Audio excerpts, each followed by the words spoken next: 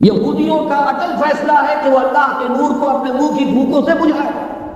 اس کو اچھی طرح نوٹ کر لیجئے کہ تاریخ انسانی میں خیر و شر کی جو کشمکش رہی ہے، ہمارا ایمان یہ ہے کہ اصل میں ایک طرف ابلیس اور اس کی ذریت ہے، سنی بھی مانوی بھی، دوسری طرف اللہ کے رسول اور ان کے امتی رہے. سبیلا کار رہا ہے ازل سے تا امروز، چراغ مصطفی سے شرار اولیٰ بھی کشمکش جاری. قرآن مجید میں 7 مقامات پر قصہ آدم و ابلیس ہے.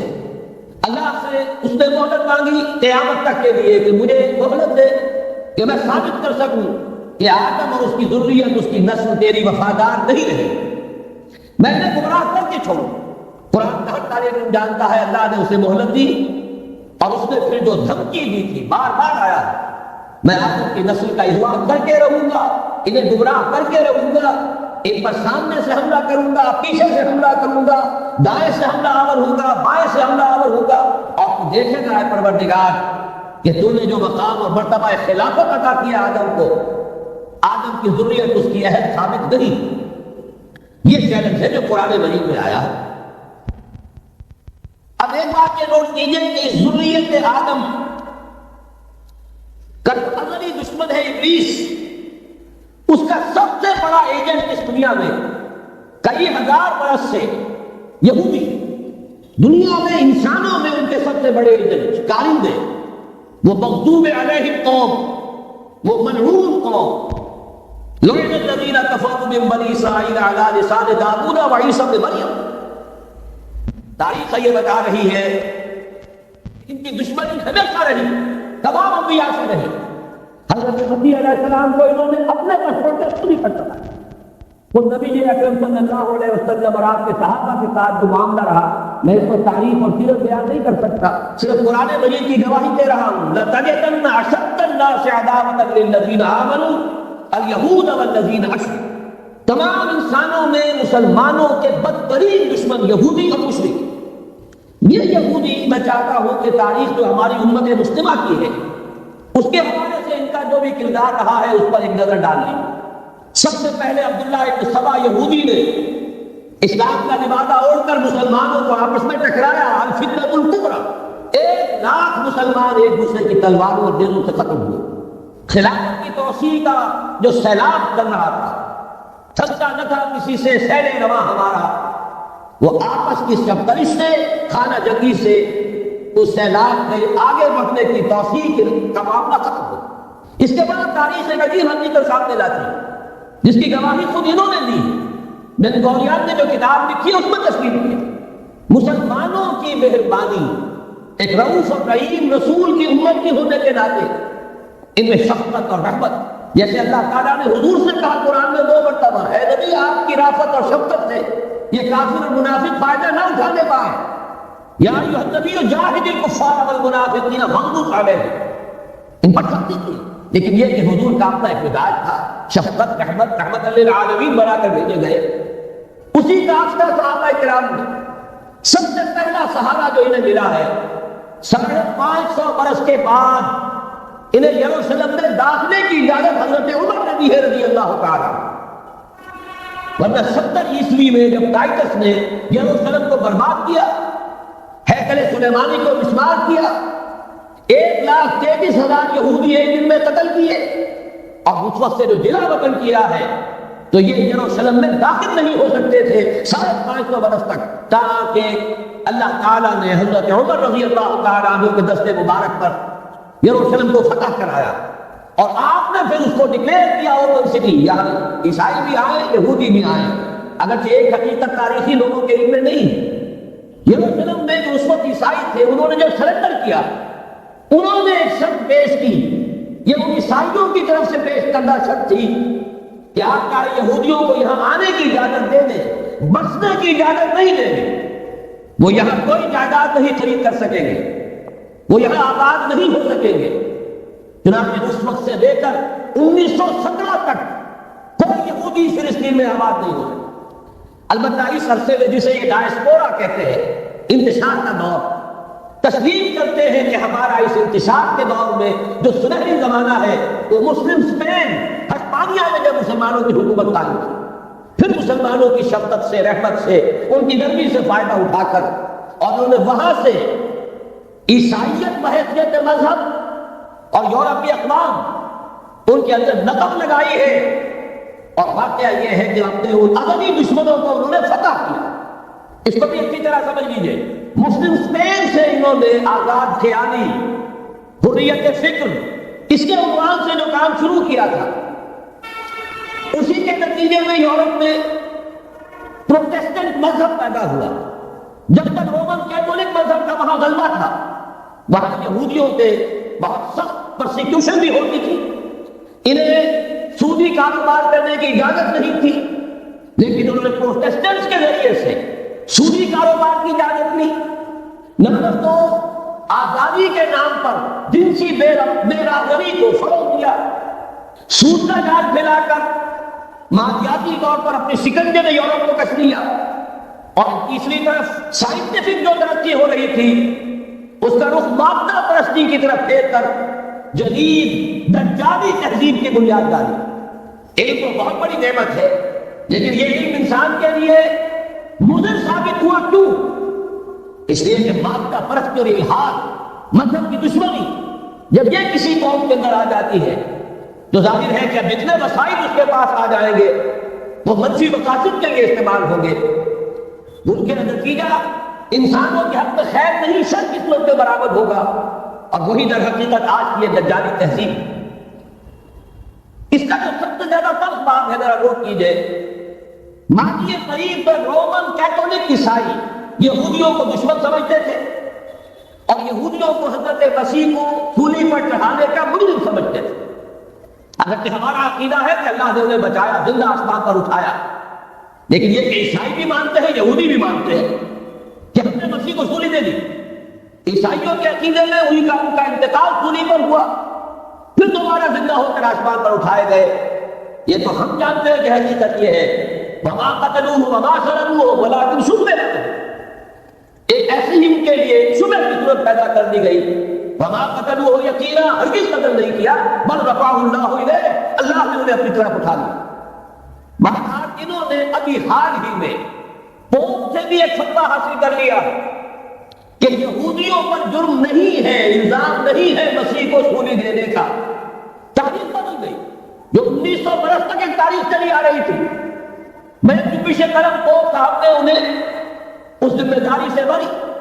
اور آپ نے دیکھا ہوگا حال ہی میں اسحاق ربین جب یہ واشنگٹن سے واپس آ رہا تھا، جب کچھ وقفہ پڑ گیا تھا، جو مصالحت کی گفتگو ہو رہی تھی پی ایل او کے ساتھ، تو واشنگٹن سے واپس آتے ہوئے پوپ سے مل کر آیا۔ اب ویٹیکان نے تسلیم کر لیا ہے اسرائیل کو، اب سفارت خانہ ویٹیکان کا یروشلم میں کھلنے والا۔ میری اس پوری گفتگو کا حاصل کیا ہے؟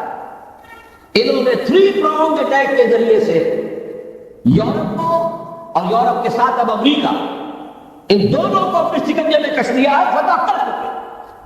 یہ وہ بات تھی جو علامہ اقبال اس صدی کے آغاز میں دیکھ آئے تھے، فرنگ کی لگے گا پنجے یہود میں۔ وہ تو صرف ایک قوم تھی، جرمن قوم، جسے کچھ عرصے کے بعد احساس ہو گیا کہ یہودی کس شے کا نام ہے۔ نتیجتاً یہودیوں کے قول کے مطابق 60 لاکھ یہودیوں کو اس نے قتل کیا۔ لیکن اس کے علاوہ جس کو آج کل ویٹ کہا جاتا ہے، وائٹ اینگلو سیکسن پروٹیسٹنٹس، ان کے اوپر مکمل تسلط ہے یہودیوں کا۔ وہ یہودیوں کے اعلی کار بنے ہوئے ہیں، سود کے ذریعے سے مالیاتی شکنجے میں جکڑا ہوا۔ فیڈرل ریزرو فنڈ جتنا بھی امریکہ کا ہے، یہ سرکاری بینک نہیں ہے، یہودیوں کے نجی ادارے ہیں۔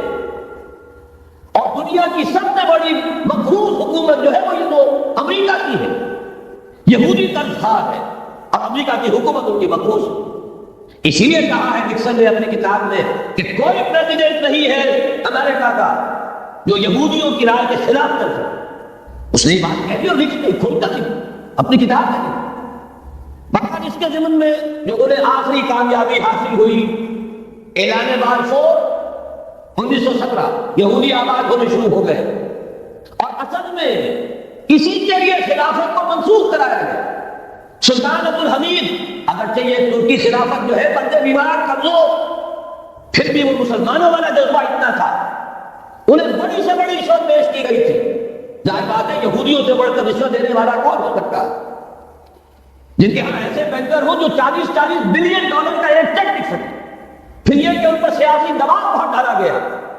انہوں نے جب تک خلافت عثمانیہ برقرار رہی، یہودیوں کو فلسطین میں آباد ہونے کی اجازت نہیں، کہ جو معاہدہ کیا تھا حضرت عمر نے رضی اللہ تعالی عنہ، خلیفہ ثانی نے، خلیفہ راشد نے، ہم اس کے پابند ہیں اور ہم یہاں یہودیوں کو آباد ہونے کی اجازت نہیں دی۔ لہذا انہوں نے اس خلافت ہی کا بستر طے کرایا۔ اس لیے کہ نہ رہے بات میں مجھے بات ہوئی، نہ مسلمانوں کی وحدت ملی کی کوئی علامت دنیا میں باقی رہے، اور نہ مسلمان کسی مسئلے پر جمع ہو کر کوئی موقف اختیار کر سکے۔ اعلان بلفور کے نتیجے میں آبادکاری شروع ہوئی۔ 1948 میں اسرائیل قائم ہو گیا، موجودہ ہو گیا۔ 1967 میں اس کی توسیع ہو گئی۔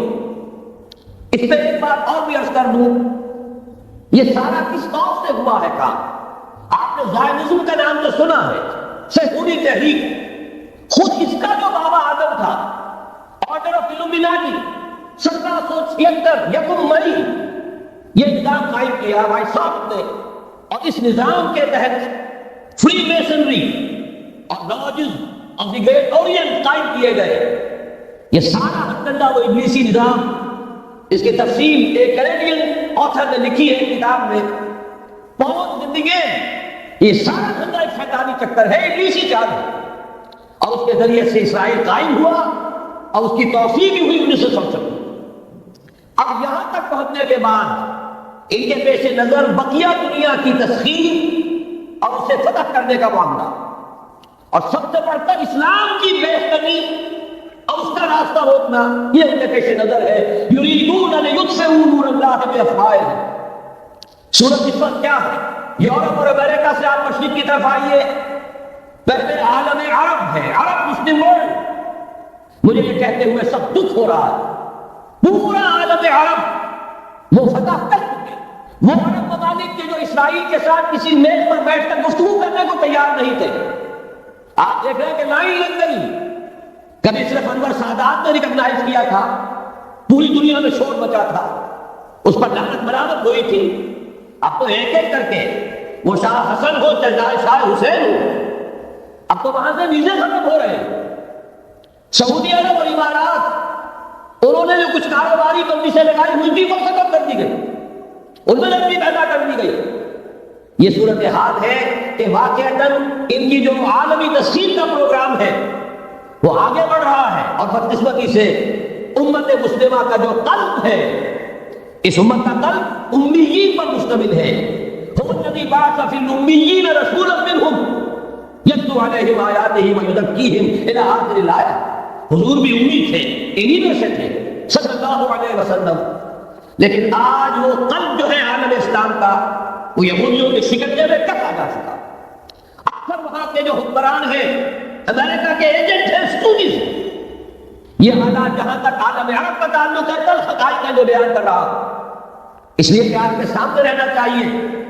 یہ اقبال نے کہا کہ دنیا کو ہے پھر مار گئے روح و بدن پیش، ابلیس نے پھر اپنے درندوں کو ابھارا، اللہ کو پا کر دیے مومن میں بھروسہ، ابلیس کو یورپ کی مشینوں کا سہارا۔ یہ دوبارہ ایک بہت بڑے پیمانے پر حق و باطل کا گھمسان کا رنگ پڑنے والا ہے۔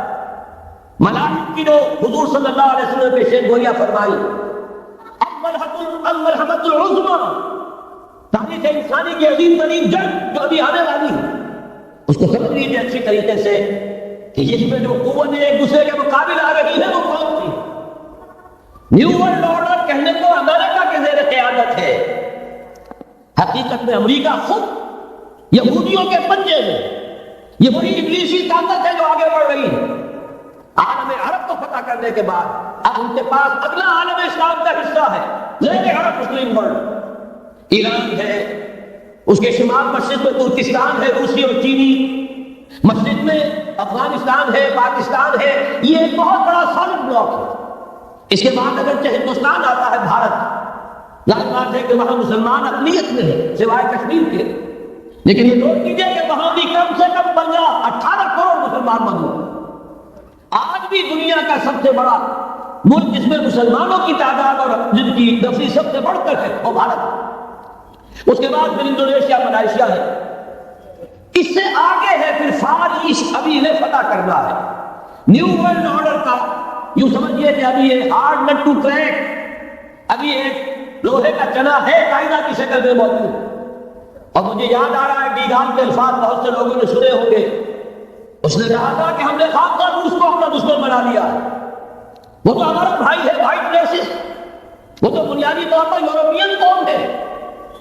Beware of the yellow masses of the East, تمہیں گھبرانا چاہیے، تمہیں خبر لینی چاہیے، وہ مشرق بعید کے جو زردرو لوگ ہیں، China, Indo China, Japan, yellow East. ابھی اس نیو ورلڈ آرڈر کے لیے جو فتح عالم اور تسخیر عالم کا پروگرام ہے، اس میں پہلے غیر عرب مسلمان دنیا اور پھر یہ فار ایسٹ کا خاص طور پر یلو ماسز، یہ ہے کہ جنہیں ابھی انہیں ٹاپ ٹیکل کرنا ہے۔ اور اسی لیے میں کرنا چاہتا ہوں، حقائق ہمارے سامنے رہنا چاہیے۔ یہ 45 برس کے بعد امریکہ کو کیسے خیال آ گیا کہ کشمیر کا مسئلہ واقعی ہے؟ ساتھی نے کچھ ملا نہ دیا ہو شراب میں، یہ کہاں سے رب اللہ فیل آئے پچھلے سال اور مسئلے کو زندہ کر کے چل دی۔ ہم خوش ہوئے، امریکہ نے مان لیا، حقیقت میں امریکہ کی نظر ہے اور وہ چاہتے ہیں کہ وہ دوسرا اسرائیل بنائے، آزاد بنا کر اس کو اپنے تسلط میں لے۔ اس لیے کہ اگر جو پروگرام ہے، اگر وہاں پر فرض کیجیے بہت مطالبہ ہمارا مان لیا جائے، پلیبسائٹ کرایا جائے، اس کا نتیجہ کیا ہوگا؟ آپ کو آزاد کشمیر سے بھی اپنی فوجیں نکالنی پڑے گی، آپ کو گلگت اور بلتستان سے بھی فوجیں نکالنی پڑے گی، بھارت بھی ادھر سے فوجیں نکالے گا، اور رہ جائے گا کون؟ یہ چھاٹ پڑا رہ جائے گا جب راج چلے گا بنجارا، دیکھ کون جائے گا؟ پھر تو وہی راج کرے گا جو یو این او پر قابض ہے، اور پھر ظاہر بات ہے کہ اس کے پاس دولت کے انبار اور جو بھی ان کی چالاکیاں اور ہوشیاریاں ہیں، ہو سکتا ہے کہ وہ اسے ایک نئے اسرائیل کی شکل دے۔ ایک طرف تو بدی کی یہ قوتیں ہیں، اس کے مقابلے میں خیر کی قوت کون سی؟ خیر کی توقع کہاں سے؟ اس سے پہلے کہ میں اس موضوع پر آؤں، اب میں آپ کے سامنے وہ نوید خلافت جو میری آج کی گفتگو کا عنوان ہے، اب ایسے کنٹراسٹ بہت بڑا ہے، حالات اتنا خراب، خیر کی کوئی امید نہیں، کہیں سے کوئی اچھی خبر نہیں آتی، لیکن یہ کہ وہ نوید خلافت سب سے پہلے تو انہی دونوں آیات کے حوالے سے، واللہ متم نورہ ولو کرہ الکافرون، اللہ لازماً اپنے نور کا اتمام فرما کر رہے گا، چاہے یہ کافروں کو کتنا ہی ناگوار۔ وَمَكَرُوا وَمَكَرَ اللَّهُ وَاللَّهُ خَيْرُ الْمَاكِرِينَ، شر کی قوت اپنی چالیں چل رہی ہے، اللہ کی اپنی تدبیریں ہیں، جو آخری نتیجہ نکلنے والا ہے وہ کیا ہے؟ هو الذي ارسل رسوله بالهدى ودين الحق ليظهره على الدين كله ولو كره المشركون۔ دیکھیے جب آیت آپ کو سنائی، مسلمانوں کے سب سے بڑے دشمن کون؟ یہودی اور مشرک۔ پہلی آیت میں یہودیوں کا تذکرہ ہوا، انہیں مشرک نہیں کہا، کافر کہا۔ یریدون لیطفئوا نور اللہ بافواہہم واللہ متم نورہ ولو کرہ الکافرون۔ اگلی آیت میں اب آیا، اللہ نے تو اپنے رسول صلی اللہ علیہ وسلم کو بھیجا ہی اس لیے، اس قطعی فیصلے کے ساتھ بھیجا ہے، الہدیٰ کتاب ہدایت، ہدایت کاملہ قرآن مجید دے کر، دین حق، نظام عدل و قسط، نظام عدل اجتماعی، سچا دین، سچا نظام دے کر بھیجا تاکہ غالب کرے اسے کل کے کل دین پر، پورے نظام زندگی پر، وَلَوْ كَرِهَ الْمُشْرِكُونَ، چاہے یہ مشرکوں کو کتنا ہی ناگوار ہو۔ یہ بات تو ہو کر رہے گی، اور اس کو نوٹ کر لیجئے کہ چونکہ حضور کی بعثت ہوئی پوری نوع انسانی کے لیے، وَمَا أَرْسَلْنَاكَ إِلَّا كَافَّةً لِلنَّاسِ بَشِيرًا وَنَذِيرًا، جب تک پوری نوع انسانی پر اللہ کا دین غالب نہ ہو جائے۔ اس آیت مبارکہ میں اللہ کا جس فیصلہ کا اعلان کیا گیا ہے، گویا کہ ابھی وہ پورا نہیں ہوا، ہونا ہے۔ اسی لیے کہا تھا اقبال نے، وقت فرصت ہے کہاں، کام ابھی باقی ہے، نور توحید کا اتمام ابھی باقی، کل نور ارضی پر، کل عالم انسانیت پر اللہ کا دین غالب ہو کر۔ اس کی پھر نوید جو اور سورہ نور میں آئی ہے، اگر آپ کے پاس یہ ہے موجود کا نکال لیجیے، بدل کے دیکھیں، خلافت کا وعدہ، حدیث مبارک ہے حضرت نعمان بن بشیر، یہ آیت جو ہے یہ سورہ نور کی ہے، وَعَدَ اللَّهُ الَّذِينَ آمَنُوا مِنكُمْ وَعَمِلُوا الصَّالِحَاتِ مسلمانوں تم میں سے جو لوگ ایمان اور عمل صالح کا حق ادا کر دیں گے، دعا کیجیے اللہم ربنا اجعلنا منہم، اللہ ہمیں اس کی توفیق دے، اللہ ہمیں وفقنا لہذا، اللہ ہمیں اس کی توفیق عطا فرما۔ لیکن اگر تم یہ کر دو گے تو اللہ کے 3 وعدے، لَيَسْتَخْلِفَنَّهُمْ فِي الْأَرْضِ كَمَا اسْتَخْلَفَ الَّذِينَ مِن قَبْلِهِمْ، انہیں زمین میں خلافت عطا کرے گا لاجباً، جیسے کہ ان سے پہلوں کو عطا کی تھی۔ یاد کر لیجیے وہ آیت سورہ صاد کی، یا داؤد انا جعلناک خلیفۃ فی الارض، جیسے حضرت داؤد حضرت سلیمان کو خلافت اور حکومت عطا کی، ایسے یہ مسلمانوں تمہیں عطا کرے۔ وَلَيُمَكِّنَنَّ لَهُمْ دِينَهُمُ الَّذِي ارْتَضَىٰ لَهُمْ، اور ان کا وہ دین اسلام جو اللہ نے ان کے لیے پسند کر لیا ہے اسے تمکن غلبہ عطا کرے۔ وَلَيُبَدِّلَنَّهُم مِّن بَعْدِ خَوْفِهِمْ أَمْنًا، اور وہ بدل دے گا خوف کی حالت کو امن کی حالت سے۔ یہ 3 وعدے اصل میں ایک ہی ہیں۔ مسلمانوں کو خلافت عطا ہو جائے، ظاہر بات ہے دین کا غلبہ ہوگا، دین کا غلبہ ہو گیا، مسلمانوں کی حکومت ہو گئی، مسلمانوں کے لیے کوئی اندیشہ نہیں، خوف نہیں۔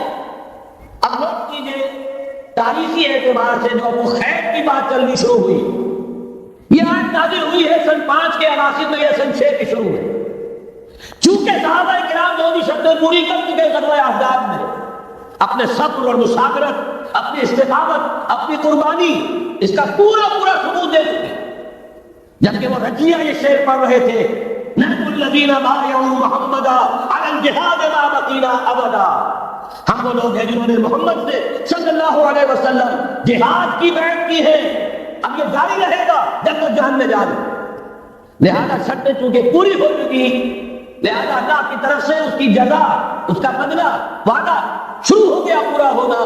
سن 6 میں صلح حدیبیہ ہو گئی، انا فتحنا لک فتحا مبینا، سن 7 میں خیبر فتح ہو گیا، 8 میں مکہ فتح ہو گیا، 9 میں پورے عرب کی صفائی کر دی گئی، موپنگ اپ آپریشن، فَإِذَا انْسَلَخَ الْأَشْهُرُ الْحُرُمُ فَاقْتُلُوا الْمُشْرِكِينَ حَيْثُ وَجَدتُّمُوهُمْ، گویا کہ پورے جزیرہ نما عرب پر وہ نظام قائم ہو گیا، اللہ کی حکومت اور اس کے نیک بندوں کے خلاف۔ اس کے بعد کل 24 برس میں یہ نظام کہاں سے کہاں پہنچا، ترکستان کے علاقے سے لے کر اور شمالی افریقہ کا اکثر و بیشتر علاقہ شامل، یہاں اللہ کا نور جگمگا رہا ہے، توحید کا ڈنڈا بج رہا ہے۔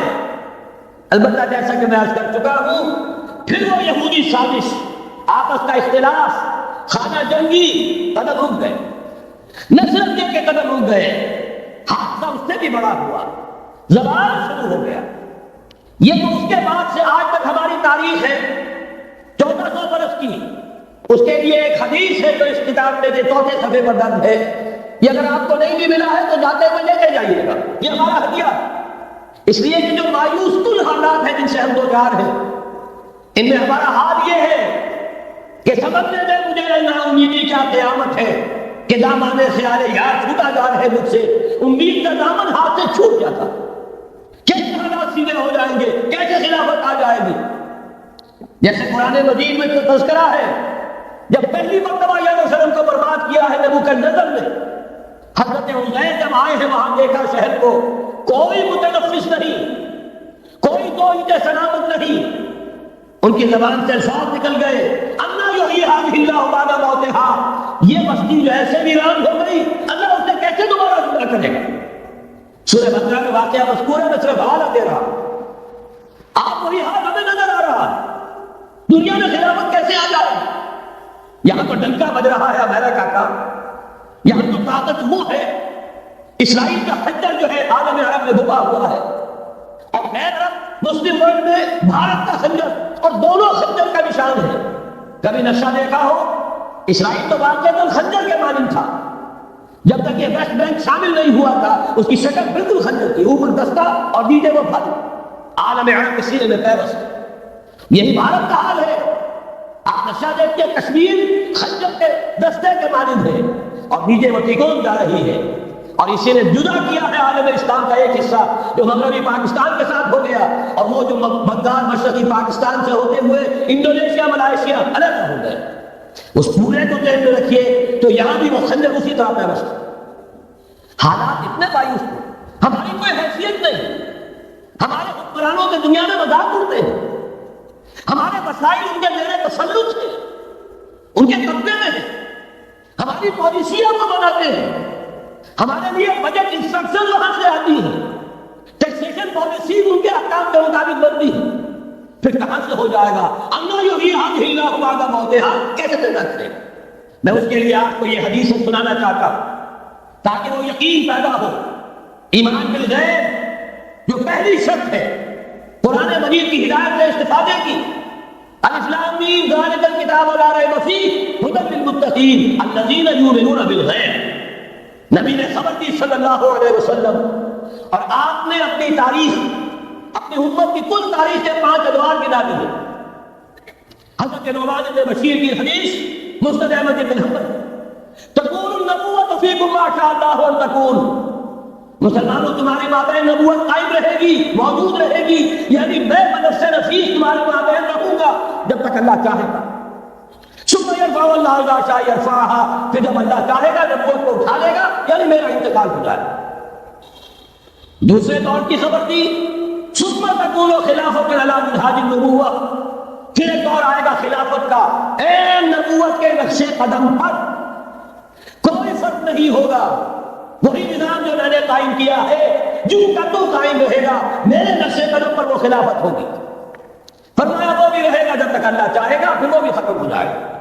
پھر فرمایا تیسرا دور آئے گا، ثم تکون ملک عاقل ظالم، ملوکیت، بادشاہ، محل بنیں گے، ٹھاٹ جلیں گے، ظلم کا سکہ روا ہوگا، ناجائز قتل ہوں گے۔ حجاج بن یوسف کے ہاتھوں سینکڑوں تابعی محمد بن قاسم بلا کر شہید کر دیے گئے، ورنہ اسی وقت پورا یہ جزیرہ نما ہند جو ہے، انڈین پینسولا، اس وقت پورا کا پورا مسلمان ہو جاتا۔ لیکن ملوکیت کو کبھی یہ برداشت نہیں ہوتا کہ کوئی شخص پبلک کے اندر مقبول ہونا شروع ہو جائے، پاپولر ہونا شروع ہو جائے، ان کے اقتدار کے لیے خطرہ ہو سکتا ہے۔ اسی دور ملوکیت میں واقعہ کربلا ہوا، حسین بن علی رضی اللہ تعالیٰ عنہما شہید ہوئے۔ اسی ظالمانہ حکومت کے دور میں واقعہ حرہ ہوا، مدینے کی بے حرمتی ہوئی 3 دن تک۔ اسی کے دور میں حضرت عبداللہ بن زبیر رضی اللہ تعالیٰ عنہما شہید ہوئے۔ میں اب کیا کہوں، حضور نے جب فرمایا ثم تکون ملکا عاقلا، کاٹ کھانے والی ملوکیت، یہ اسی کی شرح ہے۔ فرمایا یہ دور بھی رہے گا جب تک اللہ چاہے گا، پھر جب اللہ چاہے گا اسے بھی اٹھا دے گا۔ پھر دوسرا دور آئے گا، ثم تکون ملکا جبریا، پھر بادشاہی ہوگی غلامی کے ساتھ۔ میں نہیں کہہ سکتا اس وقت صحابہ نے اس کا مطلب کیا سمجھا ہوگا، اب کیونکہ یہ دور ہمارے سامنے سے گزر چکا ہے، بلکہ ایک اعتبار سے ہم اسی دور میں سانس دے رہے ہیں، لہذا بات سمجھ میں آ رہی ہے کہ وہ ملوکیت چاہے ظالم تھی، بادشاہ مسلمان تو تھے، کلمہ گو تو تھے، ان میں بہت اچھے اچھے بھی ہوئے ہیں۔ تاریخ انسانی میں مسلمانوں کے جیسے عمدہ مثالیں ہیں عمدہ بادشاہوں کی، شاید تاریخ کے اندر کوئی اور مثالیں پیش نہ کی جا سکتی۔ لیکن یہ کہ اس کے بعد جو دور آیا، کہیں ہم تاج برطانیہ کے غلام بن گئے، ملکہ برطانیہ، شاہ برطانیہ، ہز میجسٹیز گورنمنٹ، ہر میجسٹیز گورنمنٹ، کہیں فرانس کے، کہیں اٹلی کے، کہیں ہالینڈ کے، کہیں اور کسی کے، فرانس کے، اس طرح سے پورا عالم اسلام جو ہے کولونیل دور کے اندر غلامی کے دور میں چلا گیا۔ یہ چوتھا دور تھا، لیکن یہاں تھوڑا سا توقف کر لیجئے، یہ چوتھا دور ایک درجے میں ختم ہو گیا ہے، کہتے ہیں دنیا والے کولونیل دور ختم ہو گیا، حقیقت میں ختم نہیں ہوا، براہ راست حکمرانی ختم ہوئی ہے، انڈائریکٹ رول جاری ہے، ریموٹ کنٹرول کے ذریعے سے وہی حکومت کر رہے ہیں، مٹن وہی سے کپتے ہیں، ہم جا کر جھولیاں انہی کے سامنے بسارتے ہیں، انہی سے کبھی سرمایہ کاری کی بھیک مانگتے ہیں، کبھی قرضوں کی بھیک مانگتے ہیں، ان کے چشم و ابرو کے اشاروں کے منتظر رہتے ہیں، ہماری جنگ اور صلح ان کے تابع ہے، ہمارے تمام وسائل ان کے تسلط میں ہیں۔ وہ دور بھی ختم نہیں ہوا، فرق صرف یہ ہے پہلے براہ راست حاکم تھے، آپ بے واسطہ حاکم، لیکن حضور نے فرمایا صلی اللہ علیہ وسلم یہ دور بھی ختم ہو کر رہے۔ یوں سمجھیے جیسے کراچی میں لاڈی گورنگی میں کئی نمبر آتے ہیں بسوں میں، کراچی لانی نمبر 1، لانی نمبر 2، لانی نمبر 3، پھر کہیں 3.5 بھی ہوتا ہے۔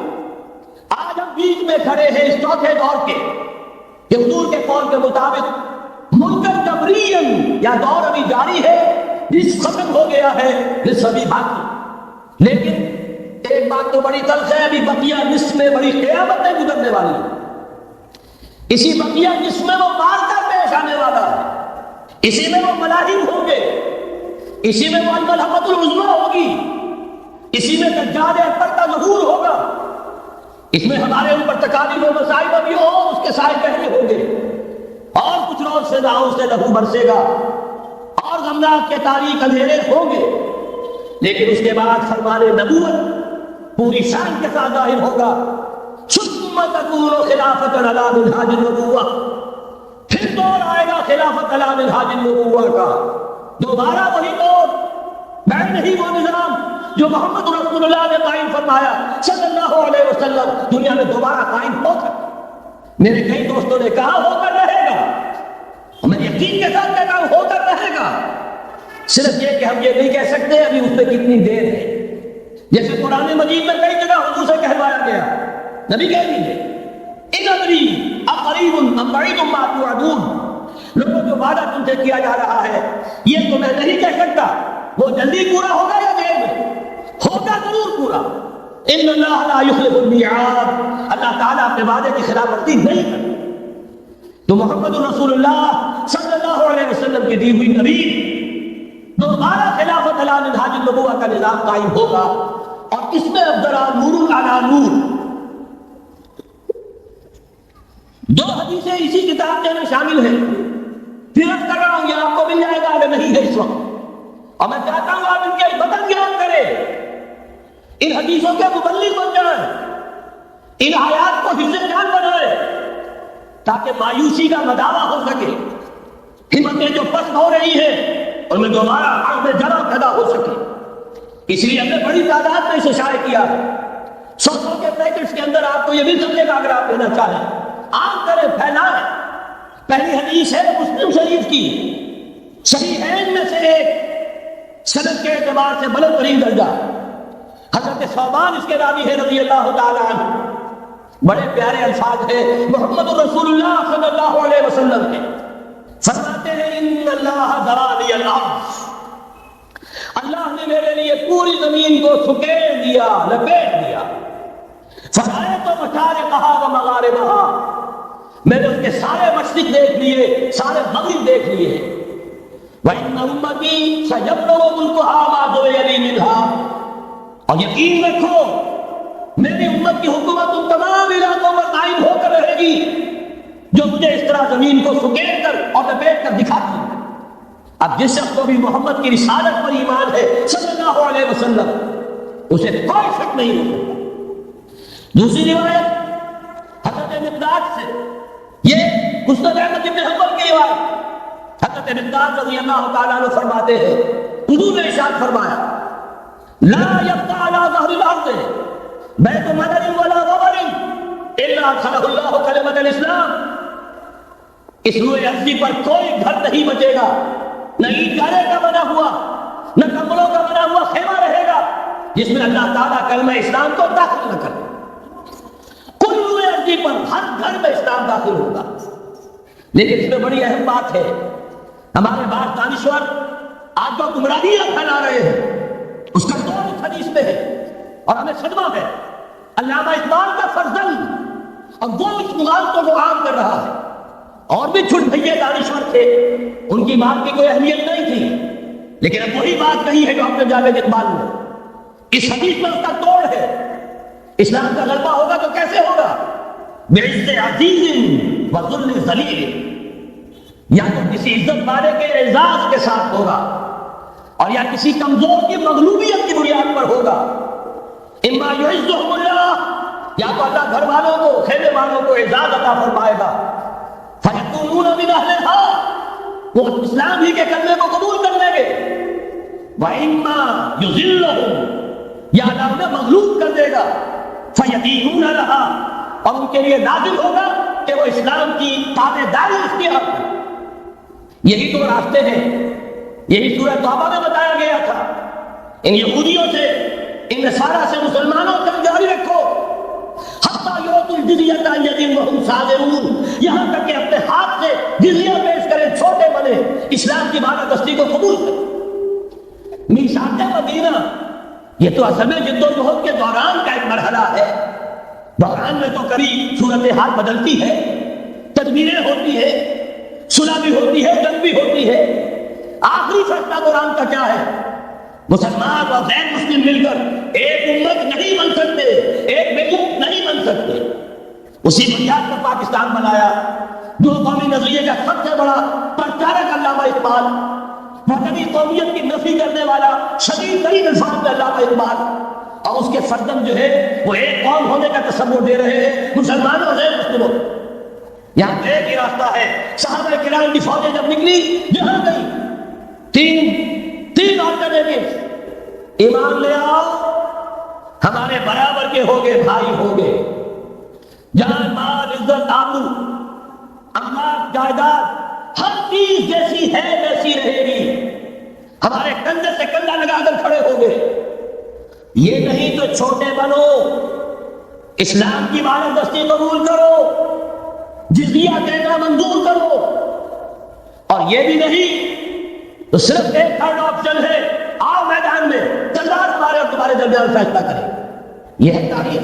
آخری بات جو کہی گئی سورہ توبہ میں وہ تو یہ ہے، میثاق مدینہ کے درمیان کی تدبیر ہے، معاہدات ہوتے ہیں، معاہدات تو مشرکین عرب سے ہوئے جس کی کامل تنصیص کی، براءۃ من اللہ ورسولہ الی الذین عاہدتم من المشرکین۔ سارے معاہدات آج ختم کیے جا رہے ہیں، اعلان حق کیا جا رہا ہے، کوئی معاہدہ نہیں ہے، باطل تو ہی پسند ہے، حق لا شریک ہے، شرکت میں آنا ہے، حق و باطل نظر قبول۔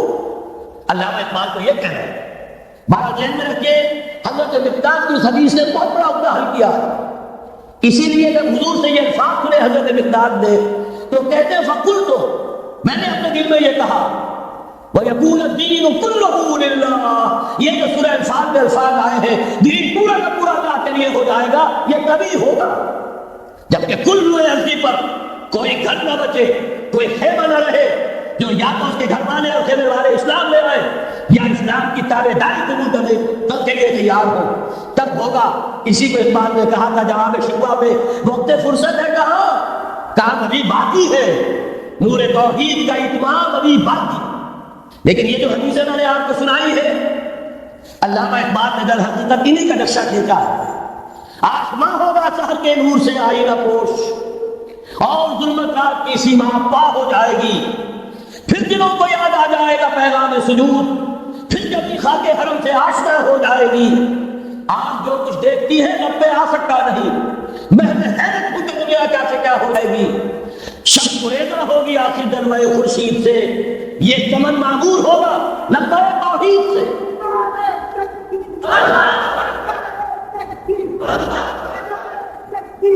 میں نے اس پر جو عنوان قائم کیا ہے، پوری جہاں معمور ہوگا نغمہ توحید سے، یہ پورا کا پورا عالم کرۂ ارضی جگمگا اٹھے گا۔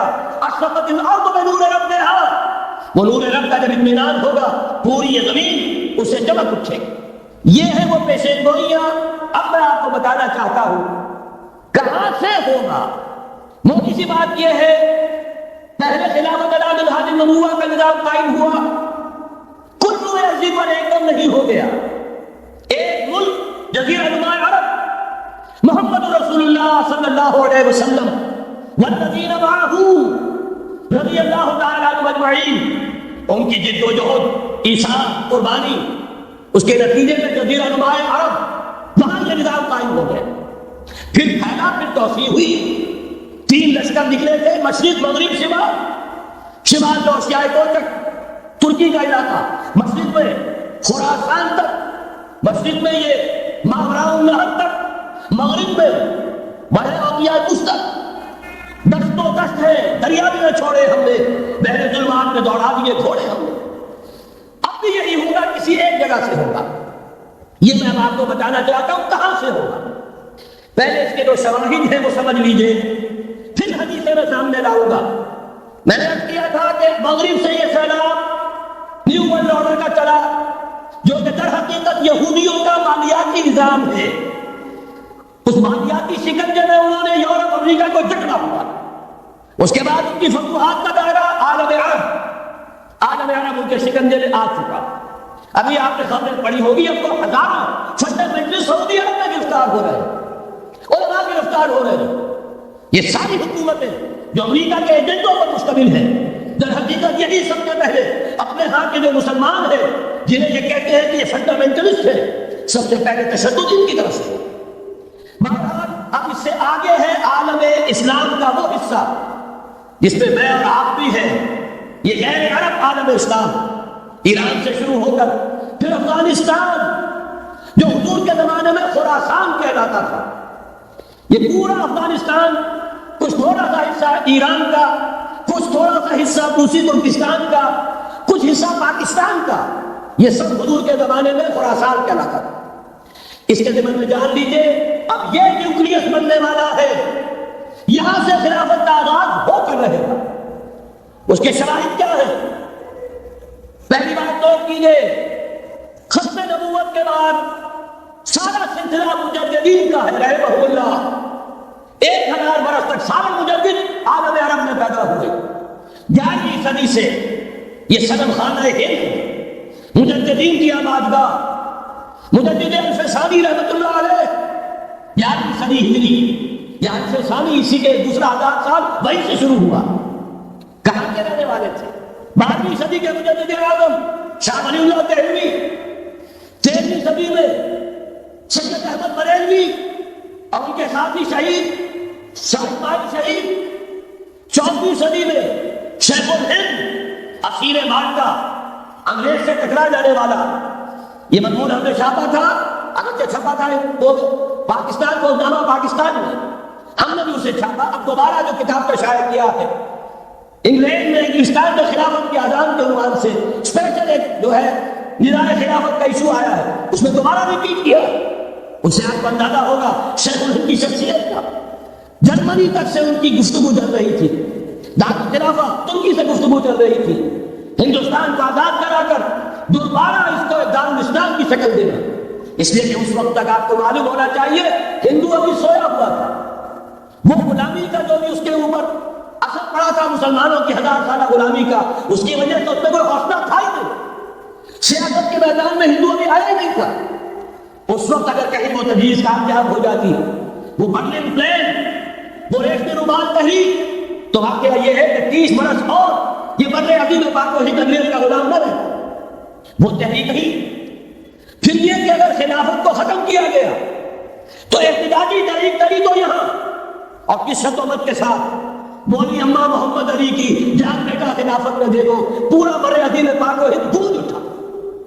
گاندھی کو شریک ہونا پڑا تحریک خلافت میں، کہاں گاندھی کہاں خلافت. پھر اور شواہد نوٹ کیجیے، وہ جو کولونیل رول مظاہر ختم ہوا ہے، تمام مسلمان ممالک بظاہر آزاد ہوئے، لیکن کہیں بھی تحریک میں اسلام کا نعرہ نہیں لگا. صرف ایک جگہ پاکستان کا مطلب کیا؟ لا الہ الا اللہ. اور اس سے پھر گونج گیا پورا بر عظیم پاک و ہند، راج کماری سے لے کے طرف خیبر تک، اور ادھر مکران سے لے کر چٹاگان تک. پاکستان کا مطلب کیا؟ لا الہ الا اللہ. پوری دنیا میں اس کا کوئی نعرہ نہیں لگا. پھر پاکستان ہے وہ ملک یہاں قرارداد مقاصد پاس ہو گئی. خلافت اصولی اعتبار سے ہم نے تسلیم کر لی. جب حاکمیت اللہ کی ہے، ہمارے پاس حاکمیت نہیں، ہم حاکمیت کے مدعی نہیں. 10 کروڑ عوام کی ایک نمائندہ اسمبلی نے قرارداد مقاصد پاس کی، یہی تو خلافت ہے. ہمارے پاس جو اختیار ہے اللہ کا ڈیلیگیٹڈ ہے، اور یہ انہی حدود میں استعمال ہوگا جو خود جو اصل حاکم ہے اللہ، جو اس نے متعین کر دی. پھر یہی وہ ملک ہے، واحد ملک پوری دنیا میں جس میں فیڈرل شریعت کورٹ نے بینک انٹرسٹ کو ربا حرام قرار دیا ہے. پوری مسلم ورلڈ کے اندر اس کی کوئی مثال موجود نہیں. یہ شواہد ہے. علامہ اقبال جیسا مفسر مفکر یہاں پیدا ہوا، مولانا مودودی جیسا مصنف یہاں پیدا ہوا، مولانا الیاس جیسا مبلغ یہاں پیدا ہوا، شیخ الہند جیسا مجدد یہاں پیدا ہوا. پورے عالم اسلام میں اس کی کوئی مثال نہیں. اور میں تو ایک اور بات کی طرف کہتا ہوں، اللہ کے معاملات بڑے عجیب ہیں. یہ جو جنگیں ہونے والی ہے یہ جو خیر و شر کا مارکا دنیا کو ہے پھر مار گئے روح و بدن پیش، تہذیب نے پھر اپنے درندوں کو ابھارا، اللہ کو پاور دیے مومن پہ بھروسہ، ابلیس کو یورپ کی مشینوں کا سہارا۔ یہ جو ابھی مارکا قائم ہونے والا ہے، پہلا حصہ میں آپ کو بتا دیتا ہوں، شیطان، اس کا ایجنٹ یہودی، ان کے سب سے بڑے کارندے زائنسٹ، ان کے اعلی کار ہیں ویسٹ، وائٹ اینگلو سیکسن پروٹسٹنٹس، جو امریکہ کی زیر سلطنتی نیو ورلڈ آرڈر لے کر چلے ہیں، جو حقیقت میں نیو ورلڈ آرڈر ہے۔ دوسری طرف دیکھیے، ذرا غور کیجیے، ایک حدیث نبوی ہے، ما انزل اللہ من داء الا انزل له دواء، اللہ نے کوئی ایسا مرض پیدا نہیں کیا جس کی دوا پیدا نہ کی ہو۔ اسرائیل 1948 میں قائم ہو رہا ہے، پاکستان 1947 میں وجود میں آیا۔ ایک سال پہلے جیسے ماں کی چھاتی میں اللہ دودھ پہلے پیدا کر دیتا ہے، بچے کی ولادت بعد میں ہوتی ہے، یہ قانون قدرت ہے۔ اسی طریقے سے توڑ اس کا در حقیقت اسرائیل کا توڑ ہے جو پاکستان کی شکل میں وجود میں آیا۔ یہ دوسری بات ہے کہ ہم بھٹک گئے، منزل کا سراغ بھول گئے، ہم آقا دولت کے بندوں میں، اور سب سے بڑھ کر یہ کہ جو مطلوبہ جائیداد کے لالچ، ہم اس میں پڑ گئے، بھول گئے کہ پاکستان کس لیے بنایا تھا، بھٹک گئے۔ بہرحال میں ان شواہد کی بنا پر یہ یقین رکھتا ہوں، پورا ٹرکشمنٹ سلسلہ مجددیہ نقشبندیہ کے ساتھ، یہ پورا سلسلہ افغانستان سے چلیے، ترکستان سے چل کر ترکی تک، پورا یہ جو نان عرب ورلڈ ہے، نان عرب مسلم ورلڈ، وہ سلسلہ مجددیہ حضرت احمد سرہندی رحمۃ اللہ علیہ، گردن نہ دی کوئی جس کے جہانگیر کے آگے، جس کے نفس گرد سے گرمی آزاد، یہ انہی کا سلسلہ ہے جو پورے ٹرکش بیلٹ میں آپ کو نظر آئے گا۔ پھر شاہ ولی اللہ جیسا مفکر، بہرحال یہ تمام شواہد ہیں، اور میرے لیے تو سب سے بڑے شواہد جو ہے، اب وہ احادیث دیکھیے جو حضور نے بیان فرمائے۔ جب یہ معرکہ گرم ہوگا، ایک حدیث ہے حضور فرماتے ہیں، ابن ماجہ کی روایت ہے، حضرت عبداللہ ابن حارث رضی اللہ تعالیٰ عنہ سے، یخرج الناس من المشرق یؤدون للمہدی لسلطانہ، جب اس عالم عرب میں ایک بات میں عرض کر چکا ہوں، بڑی تلخ بات ہے، عالم عرب ہمارا بہتر حصہ ہے، افضل حصہ ہے، ان کو اللہ نے فضیلت ہم سے بہت زیادہ دی ہے۔ سب سے بڑی فضیلت یہ محمد خود صلی اللہ علیہ وسلم عرب سے، یہ رتبہ بلند ملا جس کو مل گیا۔ پھر مستقل فضیلت اللہ کا کلام ان کی زبان میں موجود ہے، یہاں کی زبان، لہذا اگر انہوں نے کوتاہی کی، انہوں نے پیٹھ دکھائی، بہت بڑے مجرم ہے، اس میں کوئی شک نہیں۔ اور یہی وجہ ہے یہ سارے ملاحم وہی ہونے ہیں، ایسی ایسی بھاری جنگیں، حضور فرماتے ہیں اتنے لوگ ہلاک ہوں گے کہ پرندہ اڑتا چلا جائے گا، اترنے کی جگہ نہیں ملے گی، لاشیں ہی لاشیں ہوں، یہ شکل ہونے والی ہے۔ اور میں تو چونکہ ایک مضمون اور کتاب کی شکل میں بھی شائع ہو چکا ہے، جس میں کہ حضور کی اس حدیث کے حوالے سے میری امت پر بھی وہ سب کچھ وارد ہوگا جو سابقہ امت پر ہوا، اسی کے حوالے سے عرض کر چکا ہوں۔ اگر اس صدی میں ہولوکاسٹ میں 60 لاکھ یہودی مارا گیا ہے، کوئی اسی کا دوبارہ چربا جو ہے امت مسلمہ پر بھی آنے والا ہے، لیکن اس کے بعد پھر ان کے لیے فوجیں جائیں گی مشرق سے، وہاں جو امام ہوں گے، جو بھی ان کو لیڈ کر رہے ہوں گے، حضرت مہدی، یہ تصور ذہن میں رکھیے، ہمارے مابین اور عیسائیوں کے مابین حضرت مسیح کی ذات مشترک، اگرچہ ان کا یہ عقیدہ ہے کہ وہ سولی دیے گئے، فوت ہو گئے، معاذ اللہ ثم معاذ اللہ، پھر زندہ ہو کر آسمان پر گئے، پھر آئیں گے، ہم کہتے ہیں نہیں، وہ سولی دیے ہی نہیں گئے، وہ زندہ آسمان پر اٹھائے گئے، واپس آئیں گے۔ گویا کہ بہت حد تک اشتراک ہے، لیکن ایک اشتراک بھی ہے۔ اسی طرح حضرت مہدی کے بارے میں شیعہ اور سنی تصورات میں اتفاق بھی ہے، اختلاف بھی۔ یقیناً امت مسلمہ، امت عرب، مجھے تو اس بات کا وہ شعر یاد آتا ہے، خون اسرائیل آ جاتا ہے آخر جوش میں، توڑ دیتا ہے کوئی دوسرا ترس میں سامنے، تو کیا خون اسماعیل جوش میں نہیں آئے گا؟ حضرت اسماعیل کی نسل میں حضور، اور حضور کی صاحبزادی حضرت فاطمہ رضی اللہ تعالی عنہ، حضور نے فرمایا میری اس بیٹی کی نسل میں اللہ تعالیٰ ایک شخص کو اٹھائے گا جو اس وقت مسلمانوں کی قیادت کرے گا۔ یہ چیز ہمارے اور اہل مسیحیوں کے مابین مشترک، فرق یہ ہے وہ سمجھتے ہیں کہ ان کے 12ویں امام کہ جو آج سے 1200 برس قبل روپوش ہو گئے تھے وہ ظاہر ہوں گے، ہمارے نزدیک نہیں، وہ پیدا ہوں گے، نو مولود ہوں گے، عام انسانوں کی طرح آئیں گے، وہ بھی نسل فاطمہ میں سے رضی اللہ تعالیٰ عنہ، اور وہ اس وقت عربوں کی قیادت کریں گے۔ خون اسماعیل آ جائے گا آخر جوش میں، اور کوئی حضرت مہدی وہ آئیں گے، اٹھیں گے اور قیادت کریں گے، دجال سے مقابلہ کریں گے اور ملاحم کے اندر قیادت فرمائیں گے، لیکن ان کی مدد کے لیے مشرق سے فوجیں آئیں گی۔